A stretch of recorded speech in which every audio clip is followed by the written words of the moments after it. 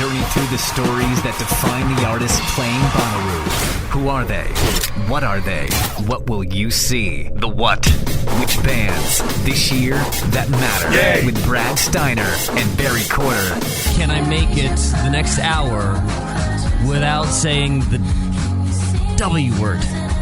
Can I make it 3 days without saying the W word? Can I do it? I don't think so. I don't want to jinx what is about to happen come Wednesday, Thursday, Friday, Saturday, and Sunday because it looks too perfect. Looks pretty doggone good. It looks perfect. Can you? Can I not? I don't want to say the word. I don't want to say the W word, but just don't. But have we ever, in the 15 Bonnaroos or so, have we ever seen a forecast like this? No, we've seen all kinds of the other kind, right? Where we thought it was going to be rained out and 4 million degrees. And 4 million degrees. I might have exaggerated. The surface of the sun. That's what it felt like. I can't. I don't think. I can't even believe my eyes. Something is incorrect here. Like I almost said it. Don't say it. All the apps. They're wrong. This is not real. It's going to be great. I don't think we've ever had a temperature that low. I don't think I've ever experienced Bonnaroo in the 70s during the day. I know. Like I was saying the other day, I was like, should I wear pants? I'm just going to have to rethink my whole camping. My packing. That's what I've been doing all day is getting out all the equipment and checking it. Do I need to bring a Snuggie? Some sweats. Your loungers. That's what they're calling them now. Your loungers. Yeah. So this feels like to me that this episode feels like the last day of school. That's like that's we don't really have much to do. There's not really. We've covered everything we're going to cover. We're just sort of like filling in time before we got to go. Pack and repack and stare at it and. Actually, Repack is my repeat cover band. It's a good one. It's a good one. Yeah, we're close, man. We're right on top of it. I guess we'll go through what we're going to do today. So we'll just tie up, I guess, some loose ends and talk to two artists that we're really, really excited about. Two artists that were picks of mine that I think Barry has come around to. Absolutely. And we need to tell everybody who we are, by the way. They have a very common theme between the two of them. Oh, sure. Yeah, we can do that, too. I'm Brad. That's Barry, if you don't know by now. This is the What Podcast, a podcast by Bonnaroovians for Bonnaroovians, 4 days away from the greatest weekend of the year. So Patrick Droney and Delacey. Right. Two great guests. Man, Patrick just blew my mind. I think he did yours as well. I did not expect what he was going to say. No. We didn't have any expectations. I've heard the two songs that I really like on Spotify, and I had a conversation with, I was just on the phone with my Warner rep, right? Just talking, regular radio station stuff. And he's like, by the way, just letting you know, we got this kid named Patrick Droney we just signed to the label. Like, wait a second. Patrick Droney, we've been talking about him for 3 months on this show. Right. We discovered him, both of them, through Bonnaroo. They were both terrific interviews, and I think they're both very talented. And what connects them both, you'll hear, is they both, with their debut albums, decided to go within themselves, right, to be very personal. She's a songwriter for other people and talks about how this album was a very personal one that she did just for herself. Didn't care if it ever got heard or not, whereas he was a whole lot more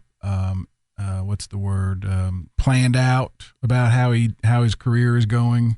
But man, that guy, his phone contacts list is I just nuts. didn't expect to hear the bio that we heard. And look, I know I should probably be much more professional and better at this than I am. Believe me, I've been asking myself that for 20 years of my career. But I didn't read anything about him before we got on the phone with him. It's not that hard to get on the phone and talk to somebody about music in Bonnaroo. Right. So it's not like I did a deep dive on his bio, but boy, oh boy, did I miss a giant story. I did just quickly. Yeah, because you're a professional. Well, I'm not. That's true. But you'll hear I asked you before we even called, how old could he be? Yeah. Because his bio says he toured with B.B. King and James Brown. And I'm like, James Brown has been gone a long time. Right. I looked at you. What did I tell you when I read that? I was like, he's probably just, lying. He's probably just making that up. Well, yeah, I think you thought he toured with people who had toured with them. Yeah, it's a typo. Something. Typo. Yeah, but no, he toured with those guys. Of course, he started as a child. Yeah. but man, he just kept dropping name after name after name. It made me feel very uncomfortable. It's just not fair. Yeah, it's like, what have you done with your life to this point? So we got Patrick Droney coming up. Delacey, we'll start off talking to her. What I like about Delacey is sort of the way that you pretty much, put a nice bow on it. She's a singer, songwriter. She's been writing songs for everybody else. She's had #1 singles, but you would never know it because, she's just a songwriter. And now she's decided to do her own thing. And, she's got a song on Top 40 radio. And it's a damn good one, too. So when I do what I do for a living, I know that 99% of it is just drivel. It's just garbage. But there are ones that cut right through the noise. They're the ones that you get really excited about. Right. And you start looking around and asking yourself, I do Top 40 radio for a living, but why is this song good? Yeah. These are all supposed to be bad songs. Right. None of this is supposed to be any good. But she's really, really good. And My Man is a great song. And it's like people like her and Lizzo that cut through the noise, and you're like, oh man, this is actually not bad. And so we got a hold of her because she's becoming a thing. She doesn't have the easiest draw, but I hope she does well. And we'll start our last episode before Bonnaroo with Delacey on the What Podcast. Hi, it's Delacey. Hi, Delacey. How are you? Good. How are you? I'm doing fine. It's so exciting to talk to you. First off, because me too. When we stumbled upon you, this is what we really like the most about doing this show, is that when we have a moment like we don't really know what we're doing, so we just throw something up against the wall to see if it sticks and do a little thing called Bonnaroo. And we just hit the play button, and whatever it lands on, it lands on. This year, when we did Bonnaroo, Delacey, My Man started playing, and both me and Barry both at the same time. I say this truthfully because we've found some of our favorite people this way. Absolutely. We didn't know you beforehand. Literally 5 seconds into My Man, me and Barry looked each other dead in each other's eyes, and they just got larger and larger as the song kept going. Amazing. That's amazing. You have got a hit on your hands. You've got something special with this song. You must be really happy about it. Thank you. I am. I'm really happy about it. I'm just really happy it's out in the world and everyone gets to hear it. Yeah, how long have you been sitting on it? Well, not very long, but, I kind of wrote a whole album in August, and I didn't really know if I would ever release the music. I didn't really know what I would do with it. I just kind of made it. And so it's cool. Even though I haven't been sitting on it for very long and it all kind of happened fast for me, I was really just kind of like, wow, this is out on Spotify and people can listen to this. It's out in the world. It's kind of surreal to me. Tell us what that's like, because we've had several guests that have been, toiling at it for a decade or more, gone through 3 or 4 iterations of the band. They've the 10-year, 15-year overnight sensation stories. You were not. You were not that long ago in I forgot how I saw it described, the shittiest apartment in New York ever, maybe. Yeah. So how's life changed? Yeah, that was mine. I think for me, it's it's definitely been a journey to get to this place as an artist, but it's just kind of a weird one. I have been writing for other people for a few years, and I've recently had success at that. But before I had success at that, I was super lost, and I was like, what am I doing with my life? I don't think I ever want to I never had anything enough to say that I've written enough stuff for just myself. But I just was feeling really inspired because I was just really lost in the industry in general and didn't really know what I was doing with my life. And I just went to New York and I was like, I'm going to just try to write some music with my producer that I love to work with. And I was like, called him up and I was like, do you want to just make something? I don't know if we'll even write one song and it might suck really bad, but can we just make something that feels 100% me? Because I haven't done that yet. I've been writing with other artists and for other artists and with a bunch of pop producers and writers that are all amazing and super talented, but it also just, at some point it's like I just kind of lost who I was as an artist. And so I just went to New York and I literally wrote a whole album in 3 weeks. And I was like, I don't know what I'll do with this, but I really like it and I like listening to it. So that's sick. I don't know what to do with it, but here we are. It's interesting that's the decision that you had to make because, like you said, you were writing for other people. And at some point that could possibly become a tad sterile. You don't really have much skin in the game when you're writing for somebody else. But the roster of people that you wrote with, that's a pretty impressive lineup when you start to look at, I don't know, the charts. Thank you. Writing a number one single doesn't necessarily happen to everybody. No, I know. I'm very grateful. That's nuts. So walk me through. So if you don't know, Halsey, again, I got to remind people, Halsey may be a major superstar. There's a good 70% of the population who has no idea who she is, but she's got a number one single, and you helped write it. How in the world did that come about? I wrote this song with some collaborators, and she heard it and loved it so much, and so she went into the studio and wrote her own. She wrote two on it and put it out. It all happened really fast, and it was so. I mean, I was so honored that she sang it, and she made it her own, and it turned out to be so big. None of us were expecting it. Well, see, that's the part that is so baffling to me, and as a guy who's done this for 20 years, I still don't know the answer to this. When you have something that you wrote, right, and that you just put pen to paper and you create, who do you then send it to? Who do you then show it to that then puts it in front of the eyes and ears of Halsey? How does that happen? What is that process like? Well, it's very, I'm signed as a songwriter. I'm signed to publishing, so I have an amazing team of people that are, and I also have been in the industry for a while now. I've been paying my dues, that's for sure.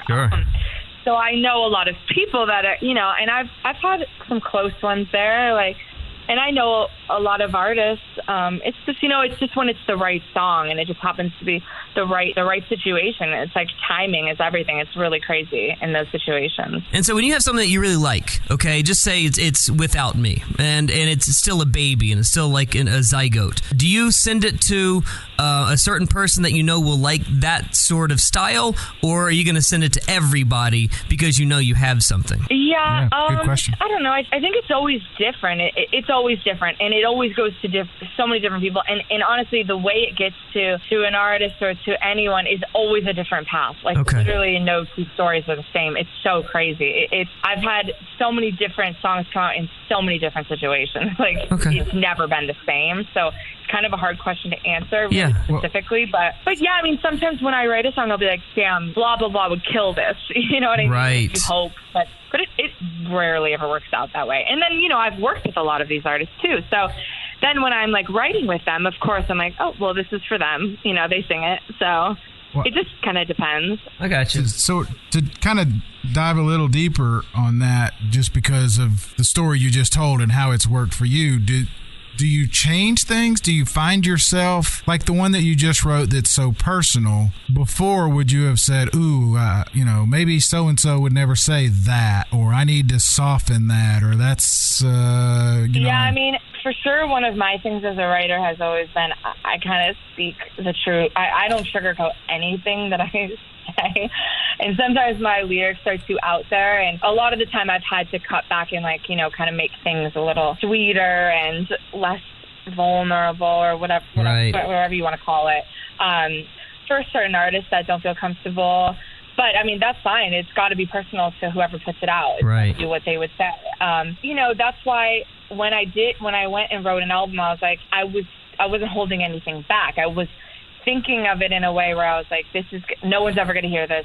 And even if they do, I don't care because it's just from me and I'll sing it. And I don't care what anyone thinks because I have no shame. I'm whatever, I'll say whatever. So that's kind of a thing about my music that is I feel like a lot of it, once you guys hear more of my music, you'll kind of see, but a lot of it is I think a lot of things that no one else would say but me, probably. So how does it make you feel now that you exposed yourself basically and people like it a lot? Yeah, it feels amazing. Of course I didn't know if everyone was going to hate it. I was like, is this it's how you always feel about your art, I feel like, or anything you create. You're like, is this the worst thing ever, or is it really good? I cannot tell. Delacey, I've been doing fart jokes on the radio for 20 years. I just assume everyone hates it. Yeah, I don't know. It sounds funny to me, but I'm immature. Yeah, but that's a defense mechanism. It is for sure. I mean, but you're putting yourself out there in a vulnerable place, and for it to come back is any sort of feedback. Sometimes it's like, oh, thank God. Totally. I mean, just the fact that like somebody wanted to put it out was exciting for me. I was like, not even knew if I was going to do that. I never knew if I would do that. Which Delacey will people see in a couple weeks? Saturday afternoon, by the way. Who's stage at 4? Oh yeah, Saturday. Okay. I almost forgot. I looked it up. Yeah. Damn, it's coming up so quick. I know, right?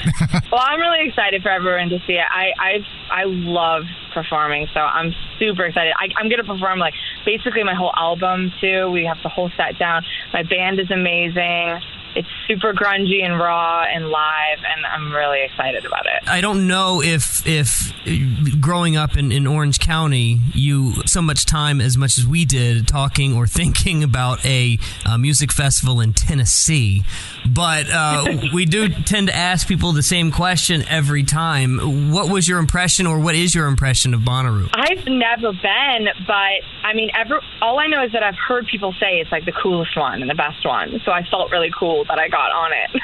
But I've never been. And that's sort of the thing. Like, I've always wondered, especially in the industry, especially with people that live where you live and have Coachella in their backyard. Coachella and stuff. Yeah. Right. When do you look at like Coachella and then see Bonnaroo and like, oh, it's like a redneck cousin or something because it's in Tennessee. No, not at all. Not at all. I feel like they all have their own thing. I don't know. They all the music festivals, I feel like, have their own like thing about them. Also, it's all about location. It's like its own city. Like, it's their own festival. I love all of them. I've never had like a bad taste about any of them so far. Do you have something specific about your live show that you're doing specifically for Bonnaroo or for music festivals in general? Like, for instance, I say this because I was supposed to see you in New York a couple of weeks ago, one of these like record things, and I didn't make it, and I wonder how. I wish that I had, frankly, so that I could see the difference between you in an intimate room versus 4 o'clock in 102-degree weather at Bonnaroo. Yeah, it'll be my first time ever doing anything like this, so we'll really see. I hope I do a good job. I love that guy. I hope I live up to my... I'll offer up. I'm a little nervous, but I'm also very excited. Well, don't be nervous because if you know anything about Bonnaroo, it's full of love. There's nothing but love on the farm. Let me just make this offer to you because I think this is a strong one. If you need a backup dancer, we're here for you. Solid. That's solid. You know what? Right I might pick you up. That's one of the things. I can't wait. One of the things we. Then that'll be my special thing. That'll be my. That would be special for sure. That would be memorable. I've learned all my moves from Lizzo. Oh yeah, of course, Lizzo. One of the things we've learned talking with people is that the question really isn't, is your show better or do you try harder at festivals, because that presumes that you turn in 90% at some others. It's more the smaller, maybe intimate venue shows. Because it's kind of assumed that the people that are there bought their ticket to see you and they want to be there, whereas in a festival you might have 10, 20, 80% who've never heard of you. So the opportunity the opportunity is to make new fans. So it's different that way, I guess, maybe. Yeah, that makes sense. That's true.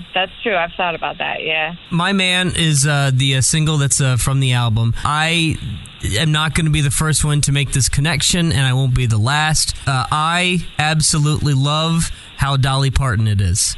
And as somebody who loves Dolly Parton so much, boy, it's got that thread through it, and the first moment I heard it, I was like, oh my God, long live Dolly. It's kind of, for me, I thought the same. It's kind of long live Dolly. Long live Dolly. Good for you for updating it, but how cool has Dolly always been? Yeah, it's true. It definitely stands on its own 2 feet for sure, but you've got to see that thread too, maybe. Yeah. Well, it's funny because like everyone, that's like something people will randomly say to me, of course, like and in comments and stuff. And I'm like, I would like to say I was like totally trying to do an updated Jolene, but like it was literally something I was going through that day. Like a real supermodel was trying to steal my boyfriend. And I was like, I came into the session and I was so like fired up and emotional and like feeling insecure and vulnerable. And I was just like bitching about it for like 20 minutes, and I just like sang out that line kind of, and we wrote the song so quickly. I even like just kind of wrote a lot of it on the spot. I was just like pretending the girl was right there, and I was singing to her. Hey, Delacey, let me ask you this: Did she actually get him? Did it actually? No. That girl. Are you guys still together? That's a mystery. Oh, that's a mystery if you guys are still together. So here's the reason I say this is because you made a point to say a supermodel was trying to steal your boyfriend. That's a lot better than like an In-N-Out burger waitress was trying to steal your man. At least it was a supermodel. Hey, an In-N-Out waitress could be very hot. Yeah, you know? That's a good point. Yeah, it hurts either way. Look, I've watched She's All That. I know how I can go from zero to hero quickly. I got it. What does this do now for your songwriting? Anything? Does it? Or you feel like I'm trying to balance both. I've already written my album, so that's kind of nice because I don't need to spend so much time like in a studio trying to get the next songs. We have them all planned out, and we already mastered a whole album. I'm really excited that I get to put it all out. But yeah, I'm still like going in with some artists, and I'm trying to, and I'm collaborating, and I'm excited about some other stuff on that front too. But there's still somebody that you're writing for? Are you still writing things for other people while Yeah, I'm still writing with other people too.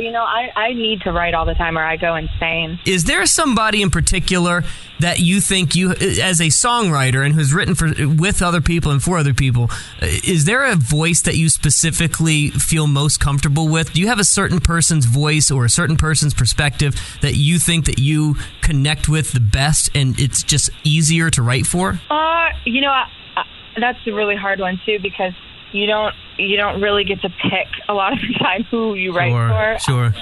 Yeah, but there's artists that I love working with, but no, the reason I'll tell you, I hate to interrupt you, but here's the reason why I ask it, is because I love the stories of speechwriters like Jon Favreau for Obama. He's got to write in someone else's voice, right? Especially like I know a lot of stand-up comics. They go on to write for Bill Maher or for Letterman, and they've got to figure out a way to take their humor and then write it in Letterman's voice.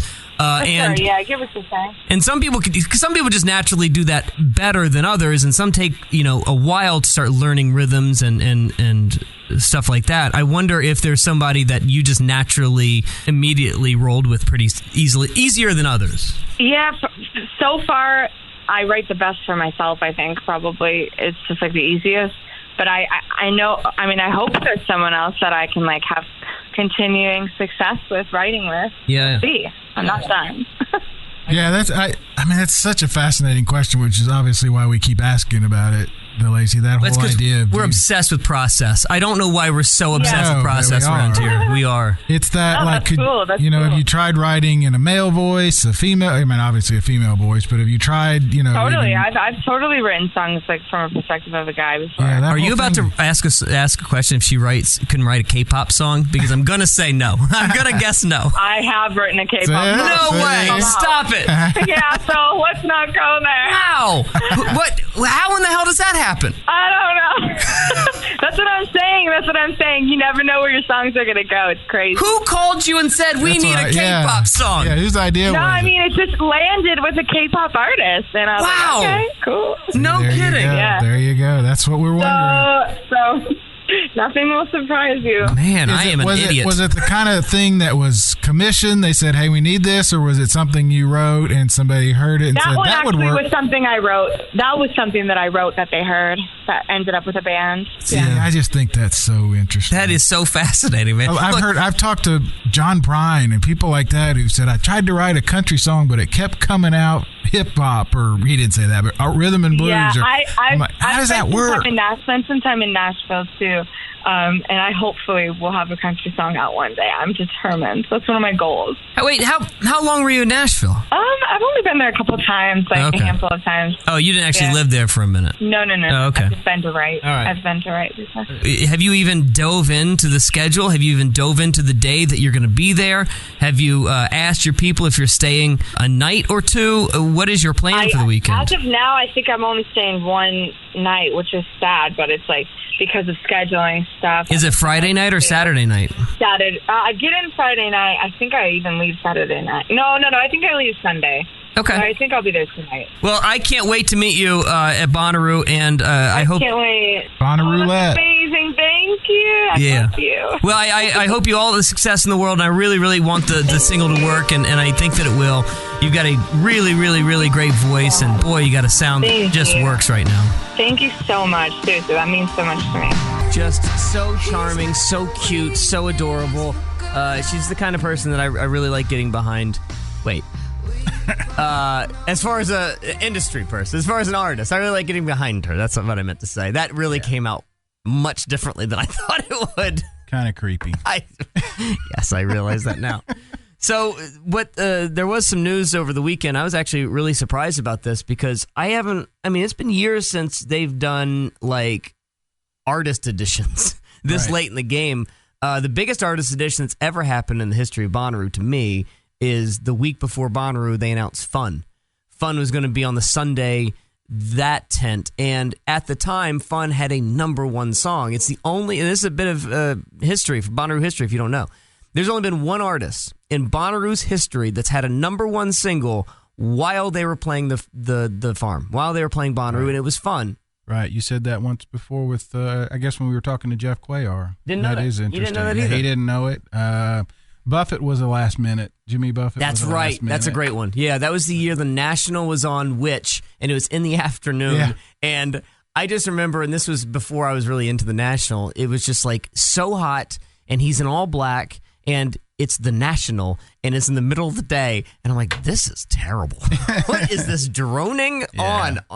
But yeah, that was the same year that Buffett. So I've got a hysterical Buffett story about that Bonnaroo, and I tell this story all the time on the air. So turns out Buffett doesn't drink. Jimmy Buffett is not a drinker, Right. which is hysterical considering he's created an entire lifestyle, an entire brand selling people on Margaritas. On margaritas. The man has been sober for like 30 years. That is funny. So he has this beer brand that he's hawking, the Land Shark, right? Mm-hmm. So I will never forget when Jimmy Buffett was, when he got there, as soon as he got off his bus, right, I just happened to stumble upon Jimmy Buffett getting out of his bus. So he gets out of his bus, and they're walking with his entourage, and his manager, whoever, pulls out of his like side pocket, out of his bag, pulls out a Land Shark, opens up the Land Shark, dumps half of it out, and then hands it to Jimmy Buffett. And that was right before he walked through the media tent. So right before he got... Product placement. Exactly. Right before he got to the media area, when he was going to do all the interviews, and there's going to be all these photos and everybody around, the manager hands him a half-full Land Shark, and he walked through the entire festival with a Land Shark. And I followed him around. I'll say I followed Jimmy Buffett for half an hour. He got right to the Witch stage. They walked him right to the Witch stage. And what did he do with that Land Shark? Poured it out? Threw it right to the trash. Wow. It was genius. Wow. Absolutely genius. That is pretty funny. I thought you were going to tell him, I thought you were going to say you told him good work. Great job. Good job. What was it? What did I say, Taco? Great work. Yeah. So I told Billy Joel when I had the moment to meet Billy Joel. Great work. Great work. All right, so He's a wordsmith. big edition, Rainbow Kitten Surprise added to the Grizz Super Jam. Right. I'm trying to think of any other editions that might have been made at the last minute that were big and notable. I'm thinking of like a year's past. I don't think I can think of any other than Jimmy there was Buffett. the replacement. Who was the band? Was it the Avits that had to cancel, or Mumford? Mumford canceled, Mumford. And then it was Jack Johnson was put in his place. Yeah, But put in their place. That's kind of a different. Yeah, Jack Johnson's just always available. I mean, it's not like he's that busy. The guy, I actually talked to Sean, who actually booked that, Sean O'Connell, who used to be the guy that sort of helped out. He's now the president of the Hangout Festival. Well, I talked to him about that moment of how they got Jack Johnson that day, and he straight up told me, he's like, when we lost Mumford, I'm pals with Jack, and I knew he wasn't doing anything. He's literally, he said the only thing that I was worried about was just getting him on the phone. Because apparently when he lives out there in Hawaii, all he does is surf. And he lives like a vagabond. And he barely has a house. It's just like a shack with a bed in it. And if you can get him on the phone, it's shocking. It's totally stunning. Wow. So he's like, I knew I could get him here, but I didn't know if I could get him on the phone. That's crazy, man. That is absolutely crazy. That's pretty cool. Good for him. Yeah, when you have money. It was a good show. He did fine. Yeah. I mean, he did fine. I mean, to be able to replace anybody. Right. That's what I mean. Is pretty big. It's a pretty big. That was the big news this week because everybody's worried about Cardi B canceling. Cardi B possibly. Right. There's this worry that she's going to cancel, and I can't even really figure out why she would cancel, but she's canceling a whole bunch of shows. And with her health. She had, wasn't? Yeah, she had plastic surgery, and it's not healing well. Really? Yeah. What was it on? I don't know. Okay. I'm not that big a follower. Okay, so she had to cancel this past weekend's festival show. For the last 3 weeks worth of stuff. Really? Canceled. Yeah. It doesn't look good. Yeah. It doesn't look good for Bonnaroo. Yeah. And I wanted to mention, we talked about last week being safe, the whole threat. Yeah. I think they've figured that out, but couple that with the fact that there is a new sheriff and just tell everybody, be careful. You don't really know what to expect when somebody new is taking over. Don't know what to expect. I really don't know what to think. We tried to get him on the show, right? And I guess he didn't answer. He didn't answer yet. I got to reach back out because I get reports from him all during the week, just from safety, traffic updates, all that kind of stuff. What would be interesting is I wonder if the old sheriff, did he beat the old sheriff in an election? Yes. Oh, okay. Yes. All right. Yeah, Sheriff Graves lost the election, and I can't even remember this guy's name now, but find out. I mean, I'm not going to lie to you. It does scare me a little bit. Yeah, it should. Makes me a little nervous. It should. I don't know what to tell people. Just be careful. Either. Just be very careful. Look, I mean, I've known somebody that has been, they got stopped by the Bonnaroo people, and they were randomly searched, and it was cops that did it on the way in. Now, It was a total random thing, and guess what all was taken? The drugs? Yeah.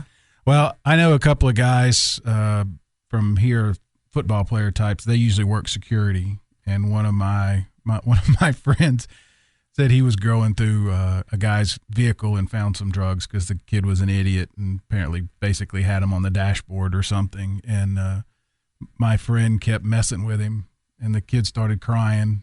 Please don't tell my dad. This is going to ruin my life. And my friend finally looked at him and said, "No, I'm just messing with you." Oh, that's Get good. out of here. Oh, good for him. Let him sweat it out. That for a poor while. kid. Yeah. I mean, that's the reality. Sometimes the security are literally just football players who got there the day before, and sometimes they're the police. So we really don't know what to expect. Do speaking of security, you know what I really like about Bonnaroo? It's that I can go every year, and there are certain security people that are still working the same post. Oh, yeah. Every year. Yeah, my neighbor works the main stage. That's right. I know her. You know her? Yeah. And believe me, there have been years past where my credentials weren't where they usually are, and I've tried to use that angle. She does not care. She doesn't play, man. She does not play around. She's very serious about it. But the other hand, another kid that I know was working, and I said, "When did you get here?" The event starts on Wednesday or Thursday. When did you get here? Tuesday. And I said, "Is that for training?" And he laughed. He said, "Training was them handing me a T-shirt and saying, 'Now go away.'" Yeah, that was training. So where we pick up our credentials, they also have the employee sort of orientation in the same sort of space. That employee meeting lasts about 10 minutes. Yeah, it is pretty funny. It's probably, here are your post times. Show up. Show up. Yep. So I love the idea of seeing the same security people in the same spots every year.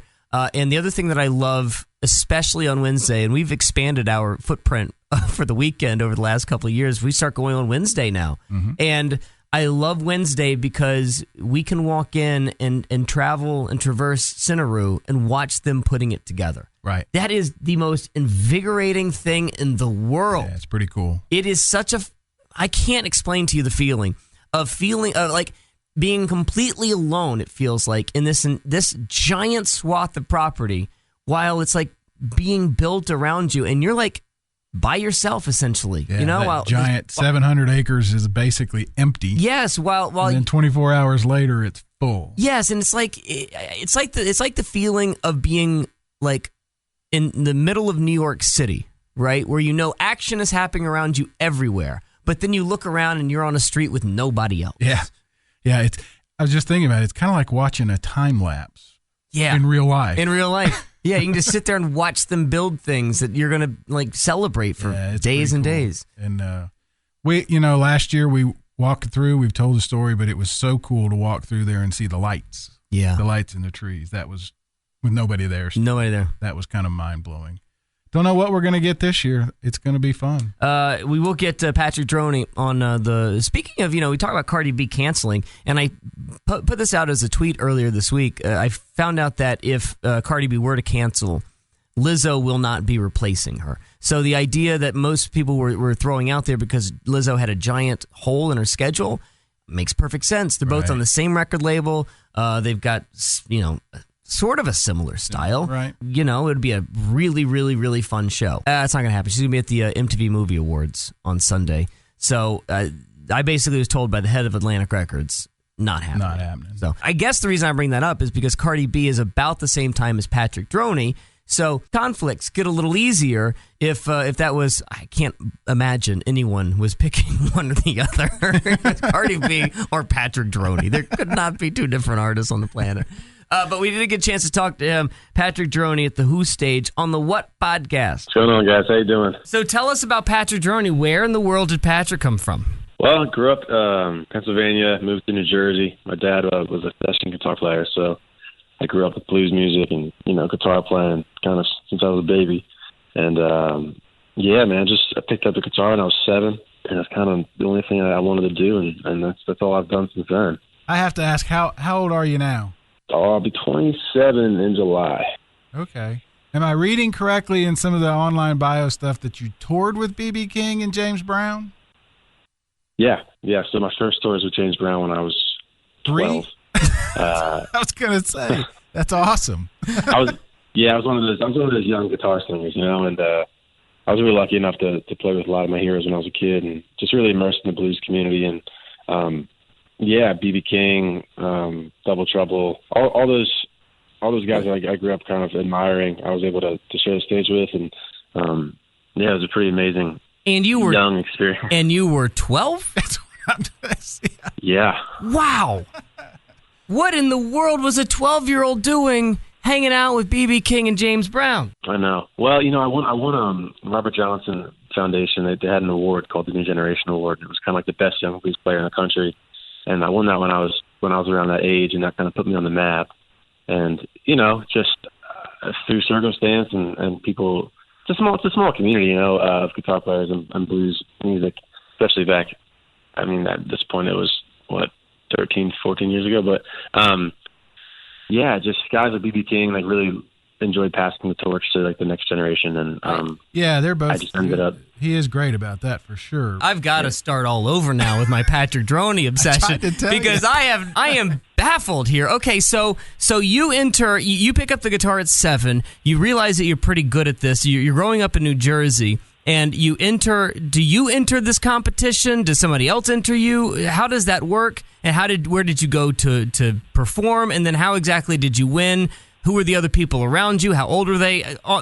Standard fare. I mean, I could go on and on here. It was Dish. Come on. I don't know how it came up. I think I might have seen it in a Guitar Player magazine, something like that. But just did a video in my basement on a camcorder, and we sent it to the Robert Johnson Foundation, which is really just his family. His son and his grandson. And then just a little while later, I got a phone call from Claude Johnson, who was Robert Johnson's grandson.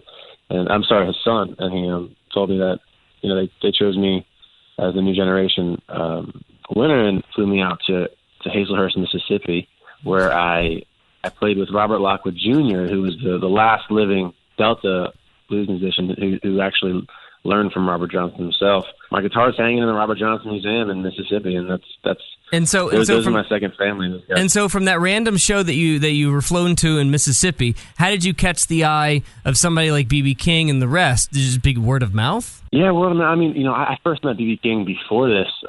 He would do the meet and greets and the whole thing, and he would always love sitting down with young musicians and giving advice. So once I started getting on the map, how booking goes and the word of mouth goes, and I think a guy like B.B. King always loved a younger gunslinger opening for him, and he'd always call you back on stage and just like give you a moment with his crowd to clap for you, just to kind of nod his head, and then just the chance to be part of like the Experience Hendrix tour, for instance, where it was me and Robbie Krieger and Billy Cox and Mitch Mitchell and Double Trouble playing Red House. Stuff like that, where it's just, holy cow. And you met all these people before puberty. This is unbelievable. It all sounds made up. Yes, it does. There's no way you've interacted with all of these people. When I was 12, I couldn't make a fist, much less get the eyes and ears of B.B. King. How is it, Pat? I mean, Brad and I talked last week, I guess, and we mentioned it several times. We sort of had gateway artists that led us to Robert Johnson. There's very few people that start at that level, especially as a 12-year-old. Is that in part because of your dad? I mean, was he just sort of like I've done with my kids, sort of listen to this kind of thing, or did you just take right to it yourself? That was my dad. I mean, I credit my dad with most good things in my life. He just kind of had me skip the line a little bit, but he was always showing me. It's all about context, like why am I able to do this, and why was. If I say I'm Clapton, well, why did Clapton do what he did? Oh, it's because Robert Johnson. Just kind of put me back in the context wheel, and then, but I just became obsessive. I was a kid who was doing my fourth grade music class project on Lightning Hopkins. that was just an obsession. But the same token, I was also being shown really great songwriting, like Joni Mitchell and James Taylor and the Eagles, and I kind of realized really early in that process that you can play guitar all you want, but without the context of a good song, it doesn't really have legs.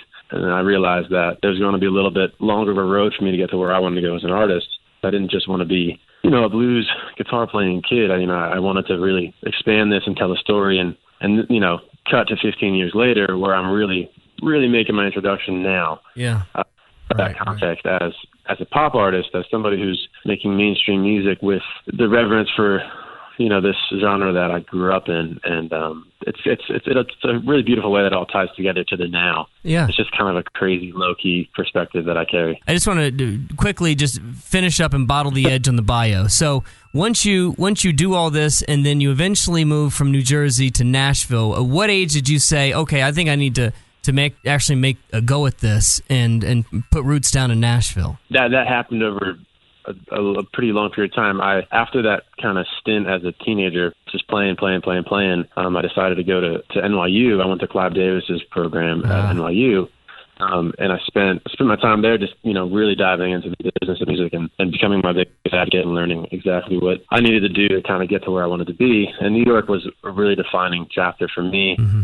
And then from there, I got signed to a publishing deal in Los Angeles. I spent 3 years in LA and really honing my thing. And then it wasn't until about 3 years ago now when I decided I'd move to Nashville, where I just saw the opportunity, the community, the songwriting, kind of the craft here. It just was like, this makes sense. This is the time I'm going to, because I've just really been patient, because you get, one chance at a second impression, a first impression, a second chance, so it's like, all right, this seems like the right time, and everything just kind of aligned. So it's been 3 years in Nashville now, and it's just been really brilliant. I saw the NYU thing, and I'm curious, and it sounds like kind of a silly question, but I asked another guy whose resume he'd studied classical guitar at all kinds of the France and all over the world, and it having played with B.B. King and played with James Brown and the legends, the guys that have basically invented the genre, and then to go to a school,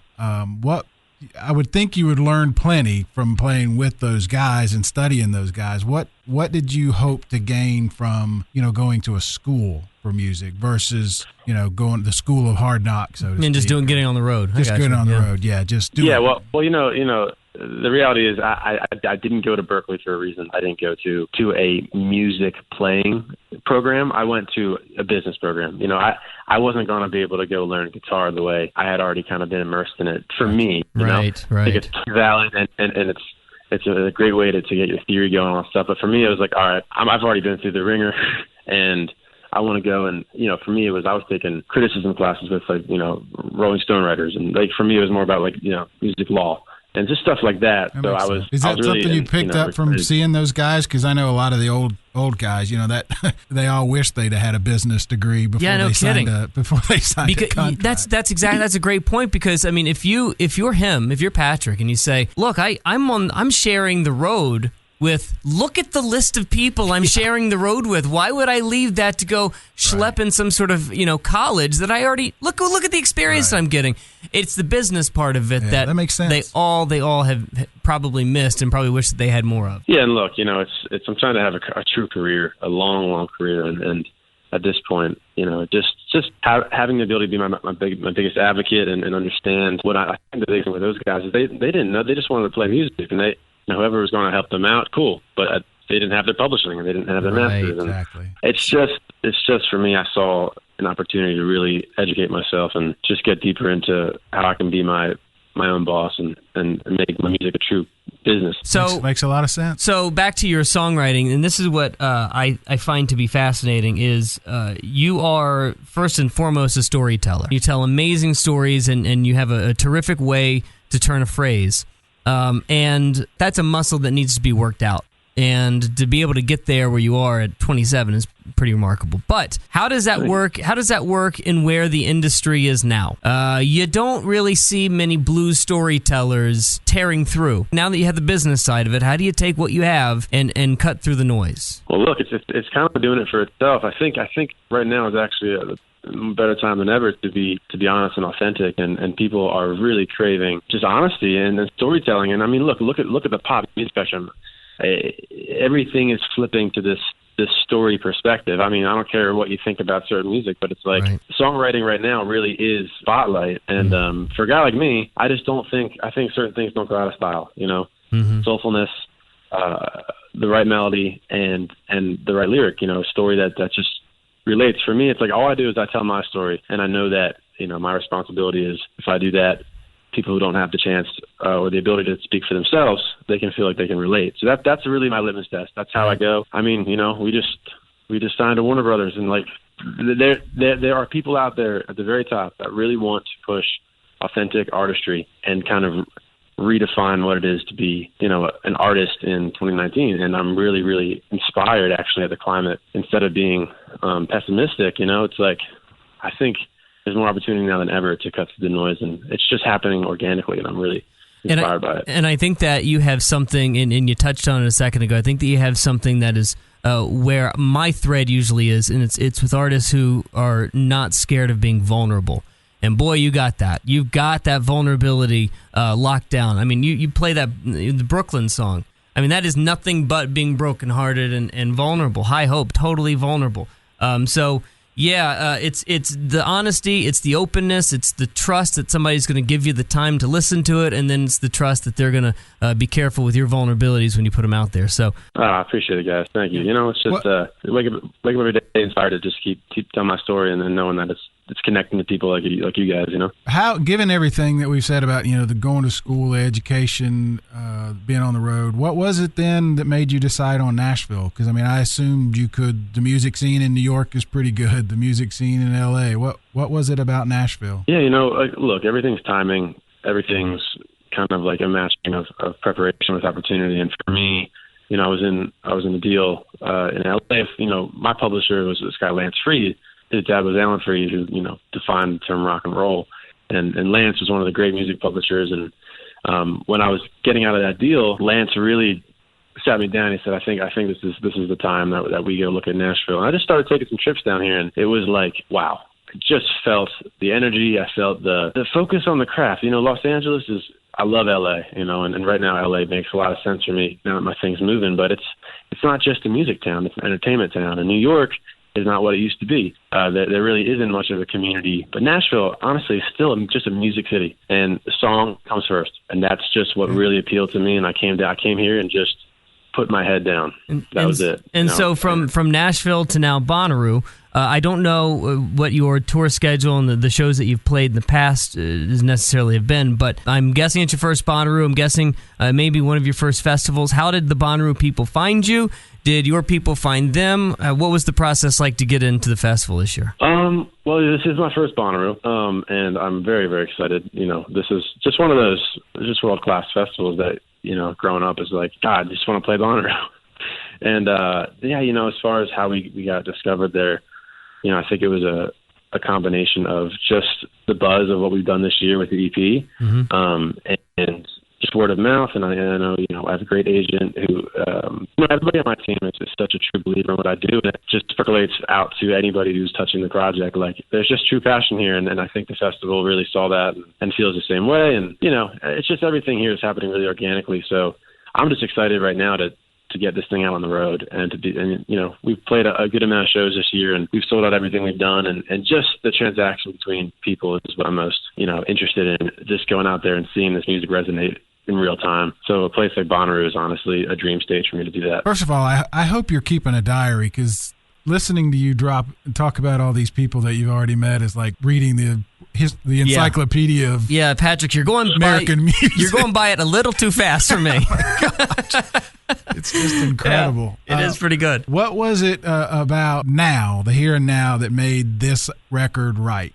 I hear from a lot of artists, who've written 100 songs, but they weren't ready for an album, or they've had 3 songs and they're ready for an album. So what is it about now that made it right for you? Are you asking about the specific songs, or just the timing of putting an album together and everything? Getting to this point, it sounds like you're very intentional about things now. So what was it about this timing for put this out? Yeah, like I said, it really has been a patience game for me, and understanding timing, and it's half gut instinct of like, okay, I've lived enough life at this point, and there's so much to be pulling from that it's almost like I am irresponsible to not put this story out and start, kind of giving back to what I've been given. And I think just a combination of that, the fact that, I believe in things being meant to be, and when I kind of made this last shift to come to Nashville, and the team around me that came together and all the stars aligning, it was just like, okay, a combination of all the experience,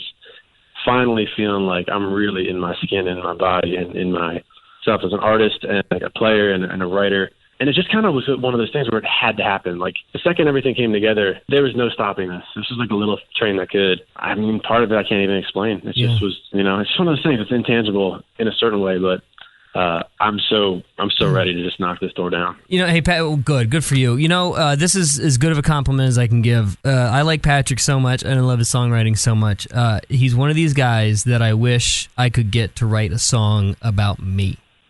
He's one of those guys, not about me specifically, but about like, God, hey Patrick, let me tell you something about this thing that's happening in my life. Could you write a song about that? That's the kind of guy, like he's the kind of guy I want to write a song about a story that I tell him. And nice. I guess you're going to tell those stories. Bonnaroo, Sunday, 3:45, you're up against Lemon Twigs, Hobo Johnson, Princess. It's going to be a nice day. You have any plans for anybody that you want to see? Have you looked at the schedule at all? The Nationals playing? I saw the Nationals playing. They're one of my favorite bands. Yeah, it's Saturday, sure. I'll probably come early. But Sunday, man, I'm going to play, and then once we're done, we'll see what's going on. But kind of getting myself in the headspace, I've got to go there and really show our stuff and have a good time. It is the moment that could change your life. We've talked to artists after artists after artists that said the Bonnaroo stage, that's the one that turned everything for us. So could be you this year, man. I'm really excited for you. I'm really excited to meet you on the farm. We'll see you soon, and good luck Sunday, okay? Okay, guys.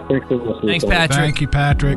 I just love his voice. I love his tone. The idea that this kid was 12 years old and more accomplished at 12 than I will be 112 is fascinating to me. I'm just blown away by this kid's story. Yeah, it's a great story, and what a smart guy. Yeah. He's playing with those guys at 12. He could very easily have just rode that out. Just rode that out. Forever. Yeah. he's learning from the best. He's getting a master class from the best, right. And then decided, I need to be smart about this, so I'm going to go get a degree in business. I didn't tell this story when we were talking to him because, the conversation's not about me, but when I was 19, I was going to college at University of Tennessee and then subsequently here at UTC, University of Tennessee, Chattanooga, and I was going for communications, mainly because I just wanted to be in radio. My dream was always to be in radio, so I was going to do radio. Mm-hmm. And so I was walking around the campus of UTC, and there was a radio station set up doing a live broadcast. It's called a remote. And I just walked up to him and was like, hey, how can I get hired to do this radio thing? Because that's what I'm going to school for. And the guy's name's Gene. He gave me the best piece of advice that I share with every kid from now on, from then and for the rest of my career. He said, call every day until you get hired. Right. And I did. And I finally got hired. And about 3 months into working at the radio station, I looked around and I said, why am I going to college for this? Yeah. Yeah. Why am I'm learning everything I want to know literally right here. Why am I paying you when I'm getting paid? Yeah. It made no sense. I agree. And in most cases, especially in music, that would have made sense for him. Why does he need a degree? But there are so many stories of musicians who have been taken advantage of. They sign bad contracts. They don't get the royalties, that are due them because they didn't know how to handle it. So it's smart what he did. And if you're going to be really, really successful in this and have a long, long career, you can't just be a performing musician. No. You can, but it's going to be a lot easier if you're Ryan Tedder. Ryan Tedder is writing songs for everybody on the planet. He helps write U2's album. He's writing songs for 5 Seconds of Summer and Shawn Mendes and people like that. And, oh, by the way, he's One Republic. Yeah. So, he could very well just be One Republic.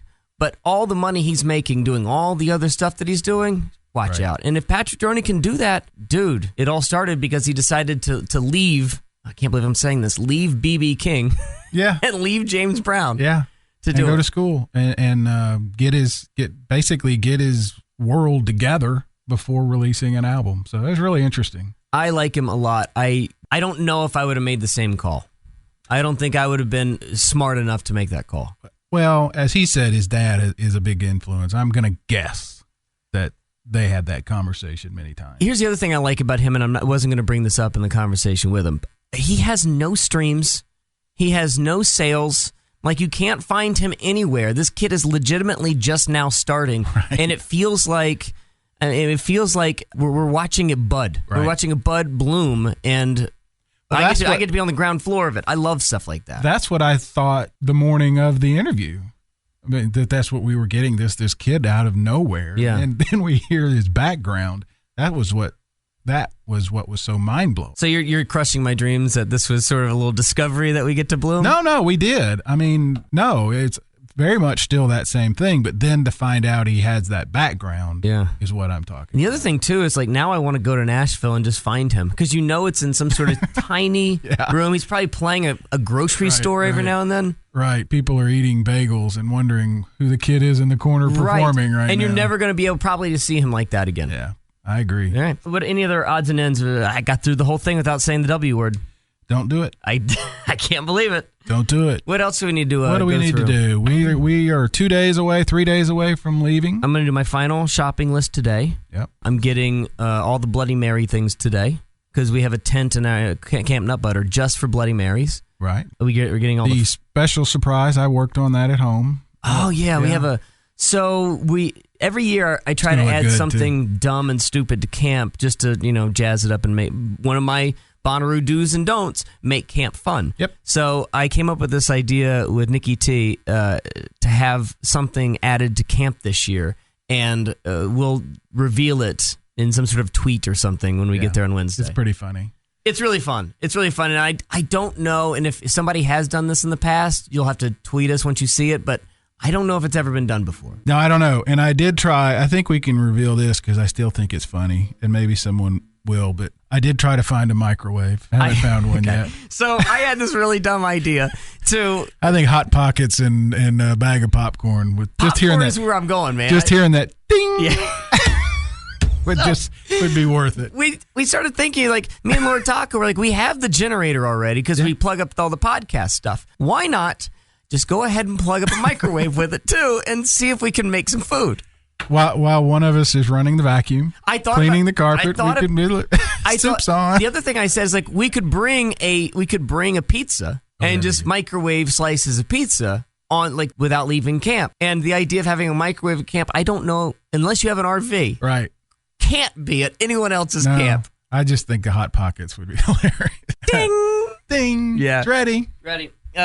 So last, I'm gonna pack today. I think I'm gonna pack today. Yeah, I got I'm starting to put it all in the same place so that I can see it all. You got your stack? Yeah, my stack. You get your stack? My pile of stuff. My pile has been on my front porch for like a week. Yeah. And I don't know if that was the best move. I had this nightmare. Oh my God, I had a Bonnaroo nightmare. Would that be a Bonnamare? I don't think that works. So I was watching. So apparently the big storm came through Chattanooga a couple nights ago.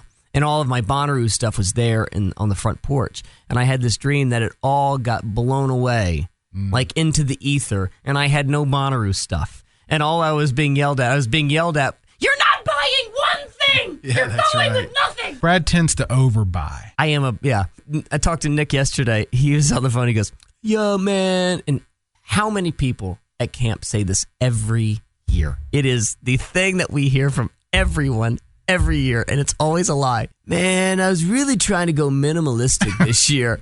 Everyone says that, and it's such a lie. Yeah, it is such a lie. I actually grabbed a couple of things, and I thought, no, I'm not going to bring them this year. And then I thought, no, put it in the pile, because as soon as you get up there, you're going to wish you had it. Man, I really do wish that I brought that microwave. Yeah, I should have brought the microwave. We really do need 200 more square feet of carpeting. I should have gotten that more carpet. I'm trying to figure out how to get a refrigerator up there, too. Well, we are not. I can't believe I'm telling you this, but we did 1 year sneak in a keg. I know, absolutely. I know that was great. I know we broke the rules big time, but I got a keg in. We had a tap handle and everything. The problem with the keg is that, yeah, we know how to work it. I mean, we've got people who run bars at our camp, but you just can't keep the damn thing cold enough. Like, right. There's too much ice. There's too much ice that you have to. I mean, we went through maybe 25 bags of ice for that keg. That was a great year because what do we mix with it? Oranges? Watermelon. That was really good. We literally in the shell of a watermelon after it was eaten, we poured the beer into the watermelon and drank it out of it. That was pretty delicious. Yeah, that was also the same year that somebody came to camp on Sunday and made Eggs Benedict. Yeah, we haven't seen him since. That was pretty good. Whipped up the grill and started just walking over, giving everybody eggs. We're like, where did this guy come from? We don't even know him. Eggs Benedict. Man, I just can't wait. I'm excited. I told you before, right now is when I start having the night sweats because I start imagining the W word going very badly. Yeah. This one looks pretty good. Yeah. I've said this before, but I want to keep saying it because I'm so excited about it. That moment we get to the top of Mont Eagle and I get to look out over into the left and see so much farmland to the left. And as I go down that hill with the windows down, it's my legit favorite moment of my life. It is legit my favorite moment of my life. Pretty great. It definitely is. You feel like you're leaving one world and driving right into another one. It is the only time, maybe a couple other times in my life, but this is the most regular, the most euphoric moment that I have. Pretty great. And I wanted to say thanks to everybody for sticking with us. I mean, we did this for a year. We never would have imagined we would continue.